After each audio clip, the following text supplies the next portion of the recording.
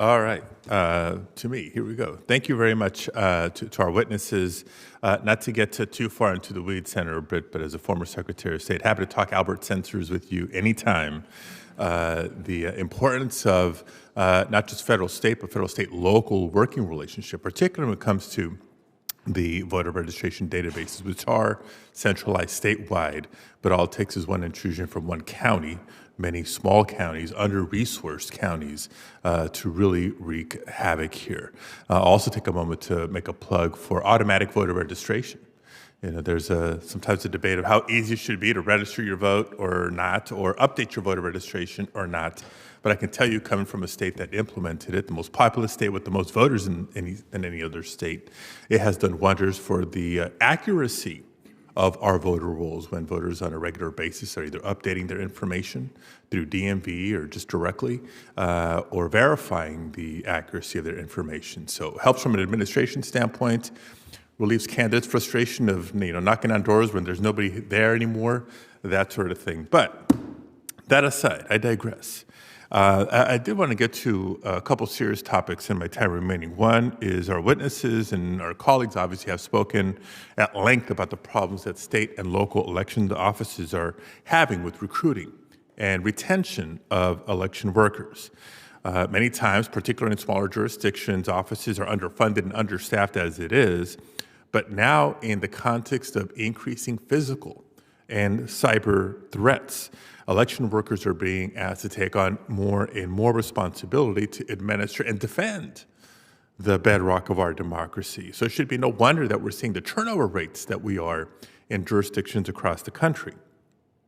Now, obviously, we want to do more from a funding standpoint, support standpoint to address these issues, and proud to be part of Senator Klobuchar's legislation in this regard. But I also wanted to highlight a best practice, I think, that comes out of California, and particularly my home county of Los Angeles, when they transitioned to not only the model of voting with automatic vote by mail delivery, in-person options, early voting, et cetera, they also integrated a component that allows county employees from other departments and agencies, not elections, to be temporarily reassigned during that election season to assist with election administration.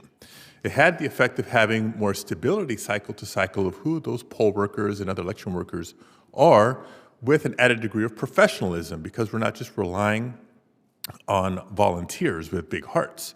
They did an enormous service in the past, but I think we're on a new way of doing this.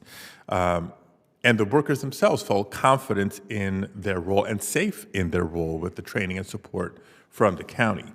So the question, with all that being said, is for Ms. Howard. Do you think this is a good tool? I think so. And if so, do you think it makes sense to try to replicate that elsewhere? Yes and yes. I think this is a really important program, and I think that what it does is really important. Election officials value other poll workers that have election, especially local county government experience. So this program that allows for existing and known government employees to come and serve and help the LA County election director as elections expand and when they need right around elections and then contract in between cycles is a great process and absolutely should be replicated around the country. Thank you. I should also make an additional note that it's good muscle memory when you have an unexpected special election, for example, to be able to ramp up quickly and professionally. Another topic I'll squeeze in the last minute here. Now, threats levied against civil servants who work to ensure the smooth operation of our elections are fundamentally un-American. And I know that some members of the panel before us and their families have been subject to such threats. I've spoken with election officials back home that are asking local government funding for bulletproof glass in elections offices. Really, that's where we've come. Now, the Department of Justice has begun to act in response to these threats. Since its creation in 2021, the Election Threats Task Force at the DOJ has received over 2,000 complaints. I think that's an undercount, but 2,000 official. At least 15 cases have been federally prosecuted. Now, while that's serious, federal prosecution, 15, such a small number. So many more that haven't.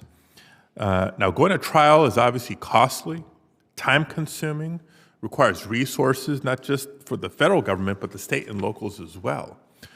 Questions for Secretary Fontes. Are there steps that the task force can take, short of increased prosecutions, to increase their effectiveness? For example, one of the recommendations in the task force is to engage in more knock and talks, if you're familiar with that.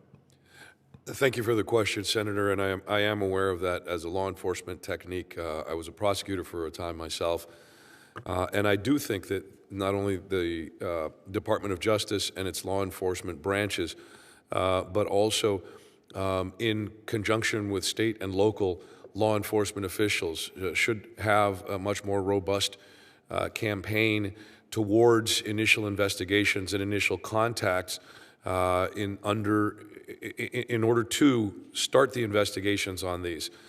We have seen, and in some of the cases personally pertinent to me, that sort of thing has helped and has defrayed any other necessary prosecution, or has really stood to deter folks. Now, obviously, I'm one of the last people you're going to find who's looking for the heavy hand of government to come down on folks for what may be perceived as a conflict between law enforcement and the First Amendment. But the reality is you don't have a First Amendment right to threaten people who are just doing their jobs, especially not in a population where the vast majority of whom get threatened because of their gender. And a lot of those threats are gender related. That's really problematic. So I agree with the premise. I agree with the notion. And I agree also that not just a little bit more of that, but also potentially more public promotion of the prosecutions, many of which have been very, very successful. The DOJ tends to be a little bit modest, I think, sometimes. But the reality is, if folks out there understand that this sort of behavior is criminal and will result in prosecution, then hopefully we can get a lot of that anti-American activity out of our civil society and get back to the notion of winners winning and losers trying harder next time, instead of having to worry about political violence in our civil space. No, I agree. I'll remind us all that while the pre-clearance requirement of the Federal Voting Rights Act is no longer in effect, the balance is, and that includes the right of an eligible citizen to participate in our elections without fear of intimidation or unnecessary barriers. The intimidation was fear to be coming from administrators or governments, not from our fellow citizens. But we're in a different day now, and I'll make Senator Merkley proud. Yet another plug for vote by mail or vote from home, because when you do that, you run less risk of chaos in a polling place and eases the burden on elections workers themselves. So thank you all for that, and thank you, Madam Chair.